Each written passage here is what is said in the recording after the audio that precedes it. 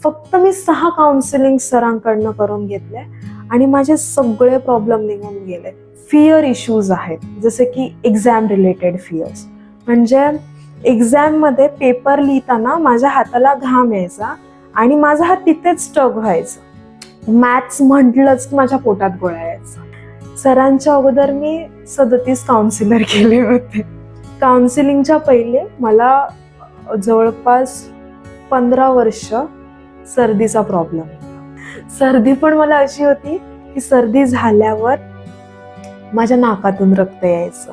मला लहानपणापासून skin infection चालू झाले.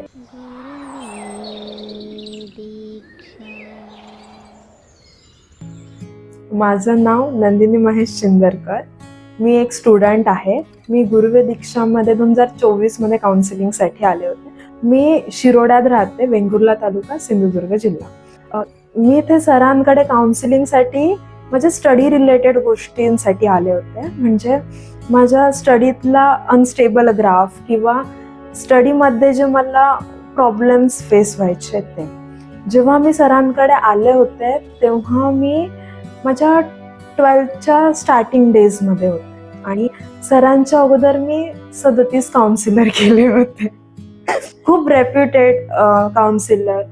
7-8 वर्ष काउन्सिलिंगमध्ये घातली होती आणि सरांकडे आल्यानंतर एक्झॅक्ट मला कळालं की माझा ग्राफ वगैरे का घसरला. इवन इथे आल्यावर मला कळालं की माझ्यात फिअर्स होते, थोडे ट्रॉमाज होते, परत थोड्या गोष्टी अशा होत्या ज्या खूप नॉनसेन्स निगेटिव्ह थॉट्स माझ्या मनात होते. सरांनी ह्या लेवलवर माझ्यावर काउन्सिलिंग केलं की माझे फिजिकल बॉडीतले पण इश्यूज सहज सॉल्व्ह झाले. मी फक्त एकच टॉपिक घेऊन आले होते सरांकडे की माझी स्टडी का होत नाही, आणि मला फक्त हा जेन्युइन टॉपिक वाटत होता कारण ग्राफ घसरला होता. तर मी जेव्हा सरांकडे काउन्सिलिंग केलं तेव्हा मला असं कळालं की मला फिअर इश्यूज आहेत, जसे की एक्झाम रिलेटेड फिअर्स. म्हणजे एक्झाममध्ये पेपर लिहिताना माझ्या हाताला घाम यायचा आणि माझा हात तिथेच स्टक व्हायचा. परत एक्झामची जी आन्सर्स रिकॉल करताना माझं जीभच घट्ट होऊन जायची, ती पण नाही चालायची व्यवस्थित. इवन मी जेव्हा पेपर लिहित होते ना तेव्हा पेपर लिहिता लिहिता माझा कधी हात स्टॉप व्हायचा आणि कधी काय होऊन जायचं मलाच कळायचं नाही.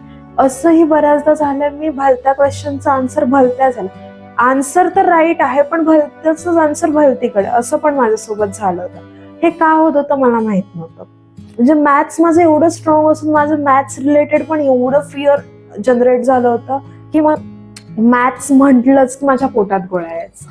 आणि जेव्हा मी सरांकडे काउन्सिलिंग घेतलं, आता मी सहज म्हणजे एंट्रन्स लेवलच्या ज्या एक्झाम असतात त्यांचे पण मॅथ्स फिजिक्सचे प्रॉब्लेम सहज सॉल्व्ह करते. मी सरांकडे आले काउन्सिलिंग मधनं, हा मला एक गोष्ट कळाली की मला पेन पकडायचा फिअर आहे.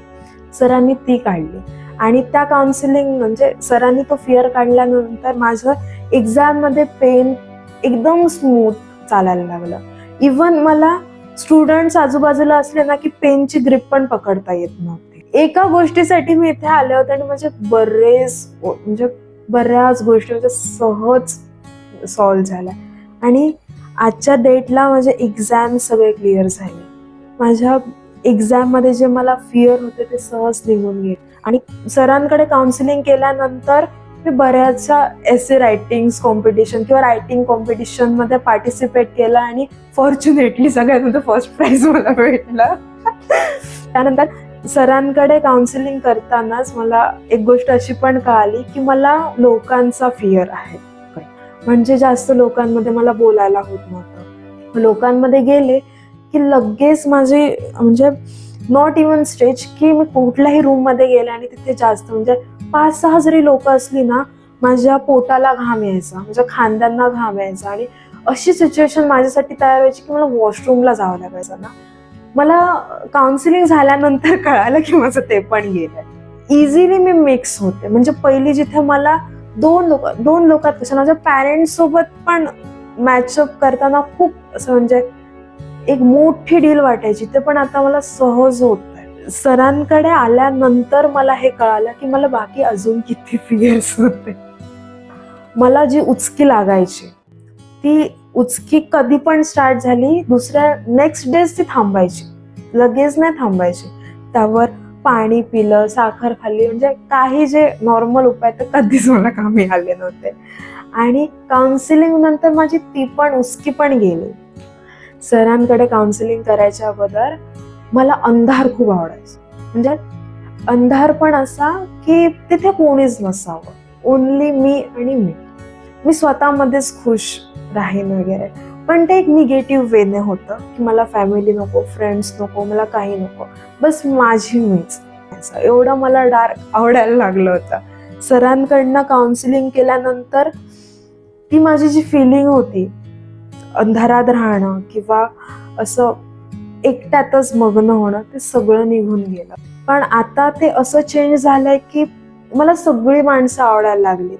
जेव्हा माझ्या फ्रेंड्सनी 15-20 मिनिटं ते अर्धा तास माझ्याच क्लासरूम मध्ये कोंडलं होतं, तिथे वेगवेगळ्या पुस्तकांचे गाठ मारून असं कपड्यात गुंडाळून ठेवलेले होतं. असं म्हणजे त्या इन्सिडेंट्स पासून मी माझ्या पॅरेंट्सना पण नाही सांगितलं किंवा ह्या अगोदर कुठल्या काउन्सिलरने पण माझ्याकडनं काढून घेतलं नव्हतं की ते मला गाठोड्यापासून भीती वाटते. सहज माझ्यासोबतचा इन्सिडेंट सांगते की जेव्हा मी काउन्सिलिंगला यायच्या अगोदर सहज मी स्टोर रूम मध्ये गेले आणि जो आकाश कंदील होता, जसं सांगाडा दिवाळीनंतर काढून ठेवतात आणि तो पॅक करतात आणि जस्ट वर तो हँग करून ठेवला होता.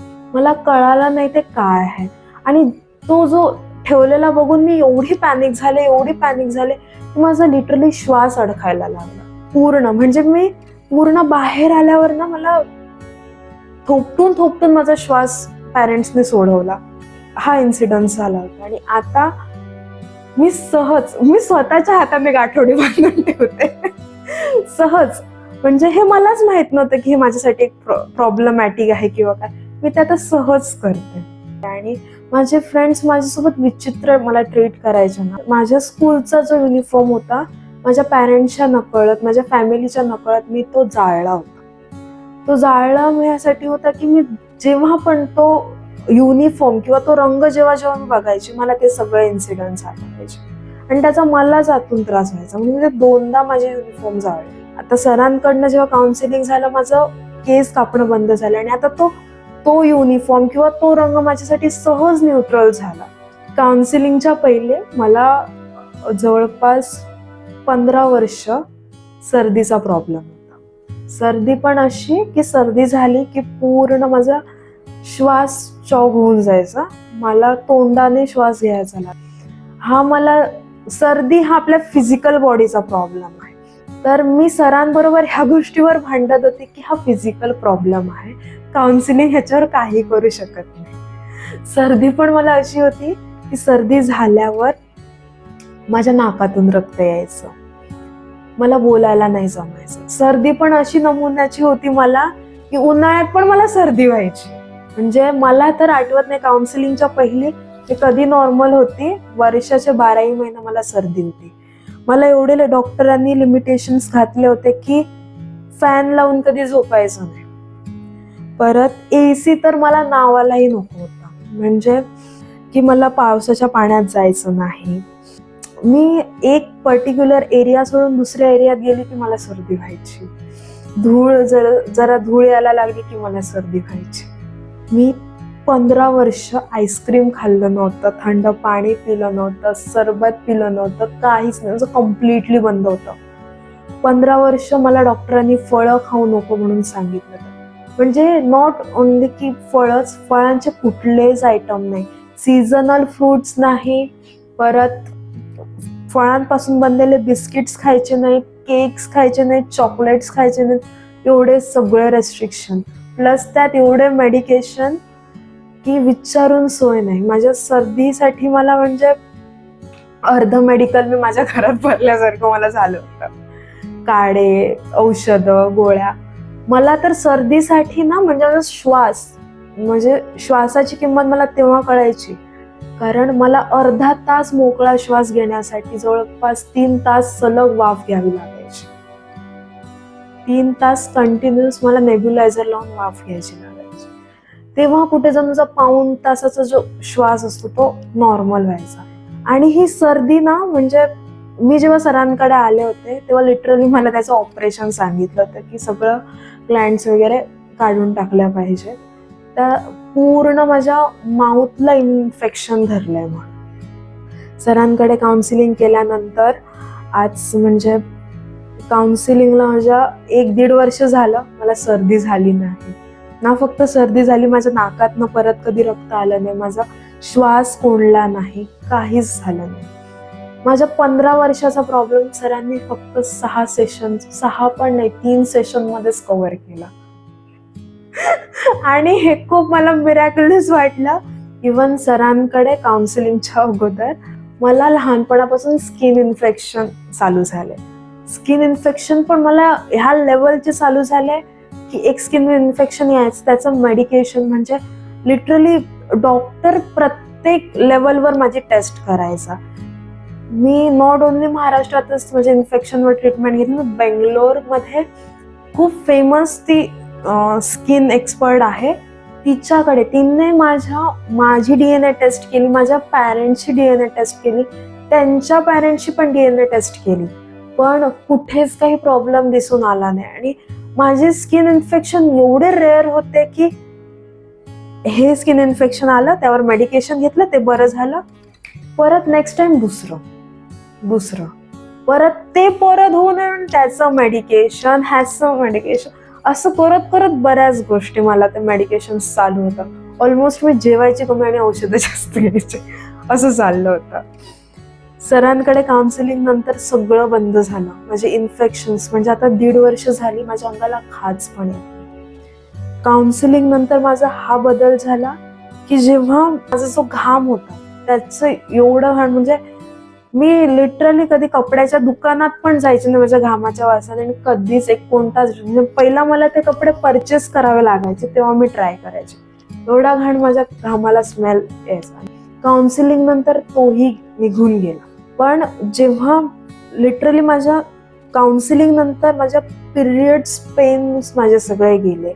माझं सरांकडे काउन्सिलिंग करायच्या अगोदर माझं पिरियड्स म्हणजे लाईक कम्प्लीट मला 7 दिवस ब्लिडिंग व्हायचं, ते पण 7 दिवस माझे एवढे पेन, म्हणजे प्रत्येक दिवशी मला गोळी घ्यावी लागायची पेन कंट्रोल करण्यासाठी.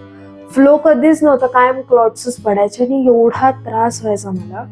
म्हणजे लिटरली एक टाइम असा होता की म्हणजे पिरियडचे ब्लड पण त्याचे पण टेस्ट करायला सांगितले. सरांकडे काउन्सिलिंग केल्यावर माझे सगळे पिरियड्स प्रॉब्लेम म्हणजे जे क्रॅम्प्स बंद झाले, म्हणजे मी लोळून दिवस काढायचे 7ही दिवस, ते बंद झालं. आणि तेही पहिल्याच काउन्सिलिंग पासून झालं. मी फक्त आले होते स्टडी पॅटर्नचा माझा इश्यू हे सॉल्व्ह करण्यासाठी, पण मला ह्या लेवलवर इथे रिझल्ट भेटले की मोजून मीच थकते की बाबा काय हे कसं झालं. मला चांगला वास पण कधी सहन व्हायचा नाही. मला एवढ्या सगळ्या गोष्टीने मी थकले होते. मला एक फुलाचा वास पण कधीच सहन व्हायचा नाही. तो पण माझा म्हणजे सहज निघून गेला आणि मला ते कळालं पण नाही. सरांकडे काउन्सिलिंगसाठी मी एका गोष्टीसाठी आले होते ना, मला इथे आल्यावर कळालं होतं की मी पेशंट जर कधीच नव्हतं, मला पेशंट केलं गेलं होतं. जेव्हा मी काउन्सिलिंगला यायच्या अगोदर माझ्या मनात एकच फिलिंग होती की बस झालं, आता गिव्ह अप करायचं, आता काहीच नाही.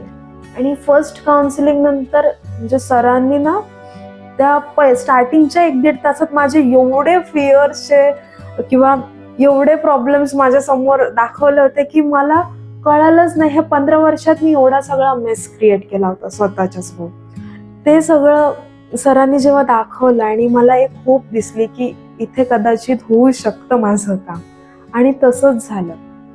मोजून म्हणजे फक्त मी 6 काउन्सिलिंग सरांकडनं करून घेतले आणि माझे सगळे प्रॉब्लेम निघून गेले. काउन्सिलिंग नंतर केस गळती बंद झाली, स्किनमध्ये मिरॅक्युलस रिझल्ट, म्हणजे माझे स्किन इन्फेक्शन नॉर्मल राहण्यासाठी पण मला मेडिकेशन चालू होतं, आता तर ते पण बंद झालंय. आणि खरं सांगता तर 1.5 वर्ष झालं माझ्या काउन्सिलिंगला संपून. आज मी सगळ्या प्रकारचे थंड पदार्थ खाते, वेगवेगळ्या ठिकाणाचं पाणी पिते, सगळ्या एन्व्हायरमेंटमध्ये मी राहते आणि मला काहीच फरक. आणि स्टडी पॅटर्न मध्ये जेवढे फिअर होते सहज निघून गेले. Thank you sir. मी सरांअगोदर 37 काउन्सिलर म्हणजे फेमस, म्हणजे सरांचं नाव तरी मी माझ्या आई थ्रू आणि मावशी थ्रू, त्यांनी सरांकडे रेकी शिकली सो त्यांच्या थ्रू ऐकलं, पण त्या म्हणजे त्या काउन्सिलरचं नाव मी बऱ्याच जागेहून ऐकलं होतं. तो पण मला एवढा घाणेरडा एक्सपिरियन्स होता की एवढे PhD लेवलचे काउन्सिलर जर काही करू शकत नाही. मी माझ्या काउन्सिलिंगला ज्या दिवशी सरांकडे आले होते त्या दिवशीचा फर्स्ट डेचा मी एक्सपिरियन्स सांगते. मी गुरुवेद दीक्षामध्ये आले माझ्या आईसोबत. माझ्या आईला चॅलेंज केलं, 1 तास जरी मी 1 तास जरी मी कंप्लीट बसले ना, मलाच कळलं नाही मी आत जाऊन, म्हणजे मी जवळपास दुपारी 2:30-3च्या दरम्यान आत गेले, रात्री 9:30 वाजता बाहेर आले आणि मला वाटलं की मी 1 तासातच बाहेर आलीये. म्हणजे सगळं बोलून मला कळलंच नाही की एवढा वेळ कधी निघून गेला. काउन्सिलिंग म्हणजे एक नॉर्मल गोष्ट आहे जी केल्याने आपण बऱ्याच गोष्टी सॉल्व्ह करू शकतो. म्हणजे आपल्या मेंटल हेल्थसाठी काउन्सिलिंग इम्पॉर्टंटच आहे, वर्षातनं एक तरी. पण इथे आल्यावर मला कळालं काउन्सिलिंग फक्त आपल्या मेंटल हेल्थवर नाही तर आपल्या फिजिकल हेल्थवर पण मिरॅक्युलसली वर्क करते.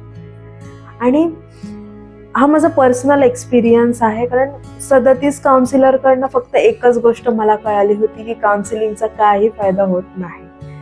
म्हणून 38व्या वेळी मी ट्राय पण करायचं मला नव्हतं, पण जबरदस्तीनं मला इथं आणलं आणि नंतर मला कळालं काउन्सिलिंग फक्त मेंटल हेल्थवर किंवा मेंटल इश्यूजवर नाही, किंवा ती फक्त वेड्या लोकांसाठी नाहीये, ती नॉर्मल माणसासाठी असू शकते.